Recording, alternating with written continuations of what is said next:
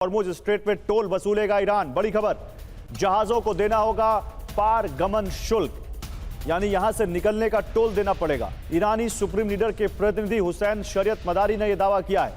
Hormuz पर Iran को tax वसूलने का हक है। शरीयत मदारी का दावा, अमेरिका भी अपने चेक पॉइंट्स पर टैक्स वसूलता है। तो आइए जरा बिगवाल पर चलते हैं। हॉर्मुज की जंग जारी है। हॉर्मुज को लेकर जो दावे किए जा रहे हैं उसमें ईरान की टोन यही है कि हॉर्मुज हमारा है, अब जो निकलेगा हमारी परमिशन से निकलेगा यहां से। हॉर्मुज स्ट्रेट पर कब्जे को लेकर ईरान की वार्निंग। क्या वार्निंग है? हॉर्मुज से किसी भी शिप को बिना अनुमति गुजरने नहीं देंगे। ईरानी सुप्रीम लीडर के प्रतिनिधि हुसैन शरीयत मदारी ने यह दावा किया है। हॉर्मुज से गुजरने के लिए जहाजों को टोल देना चाहिए। यह कौन कह रहा है? यह कह रहे हैं ईरानी सांसद अली खजाई। इन्होंने यह वार्निंग दी है। अमेरिकी इजरायली शिप को नहीं गुजरने दिया जाएगा, यह भी कहते हुए यहां पर खजाई कि अमेरिकी शिप यहां से नहीं गुजर सकते, इजराइल के शिप यहां से नहीं गुजर सकते। तो अभी भी निनाद से टोल देना होगा, टोल देना चाहिए। अमेरिका भी टोल वसूलता है। टोन तो वही है। हॉर्मुज को लेकर कोई सॉफ्टनेस नहीं है, कोई सॉफ्ट नहीं हुई है टोन ईरान की। बिल्कुल टोन तो वही है, लेकिन टोन में होना और बात करने में दो फर्क होते हैं। पर वो बिल्कुल ठीक कह रहे हैं। अगर आप फॉर एग्जांपल वर्ल्ड की जो सबसे बड़ी वाटरवे है सुएज कैनाल, वहां पे भी टोल देना पड़ता है इजिप्ट के। तो सुएज कैनाल तो इजिप्ट ने वहां पर उसको बनाया, इसलिए वहां पर टोल ले रहे हैं। नहीं, पर लॉ ये है कि अगर 13 किलोमीटर के अंदर अंदर है तो आप दे सकते हैं। और हम बार बार यूनिक्लॉज की बात करते हैं, united nation convention of the sea. America उसका सिग्नेटरी नहीं है, वो अमेरिका ने खुद उसको रेटिफाई नहीं किया है। तो ये मेरे को एक बात बड़ी ध्यान से सुने, 7% सिर्फ अमेरिकी ऑयल आता है स्ट्रेट ऑफ हॉर्मुज से।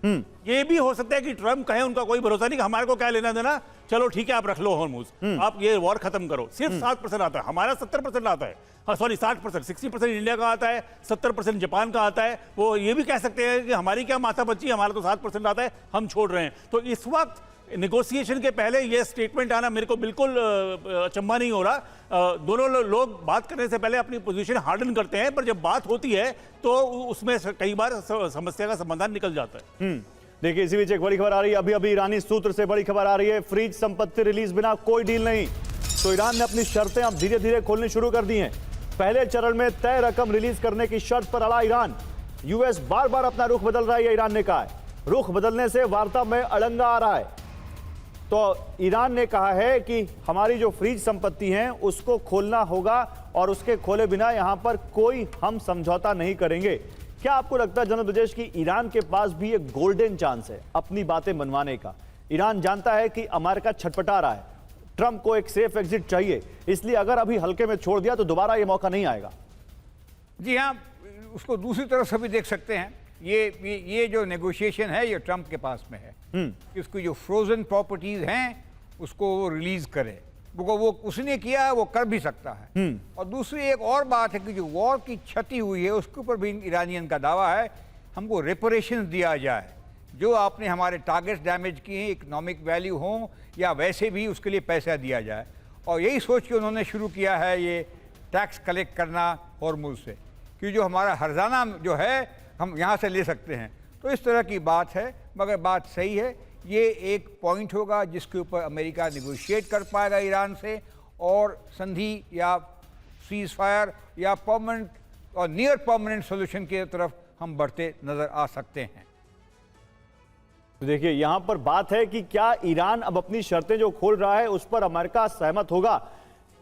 क्या आपको लगता है कि यह वो शर्त है निनाद सेठ जिस पे अमेरिका या ट्रंप को कोई दिक्कत नहीं होनी चाहिए? फ्रीज संपत्ति है, क्योंकि बात तो उससे बड़ी है। लार्जर पिक्चर देखें तो यहां तो बात अमेरिका और इजराइल के लिए सबसे बड़ी दिक्कत यह है कि ईरान कहीं न्यूक्लियर बॉम्ब न बना ले।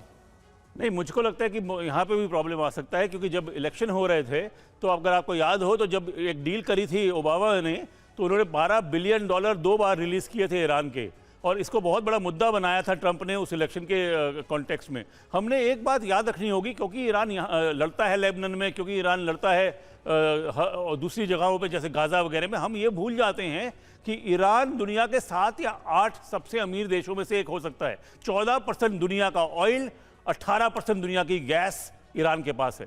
अगर ईरान का सैंक्शंस हटते हैं तो it can be one of the richest countries in the world. मेरे को लगता नहीं इतना आसान होगा पैसा फ्रीज करना। हाँ, एक चीज हो सकती है, आप किश्तों में जैसे एक पुराना प्ले आया करता था बकरा किश्तों में, तो किश्तों में आप थोड़ा निकाल सकते हैं, क्योंकि बेयर इन माइंड 25 अरब डॉलर, 25 बिलियन डॉलर्स फ्रोजन है। आप 2-4 बिलियन 6-8 बिलियन निकाल सकते हैं। तो ये एक, जैसे मैंने कहा, नेगोशिएशन में पता लगेगा कि कितना फ्लेक्सिबल अमेरिका होना चाहता है।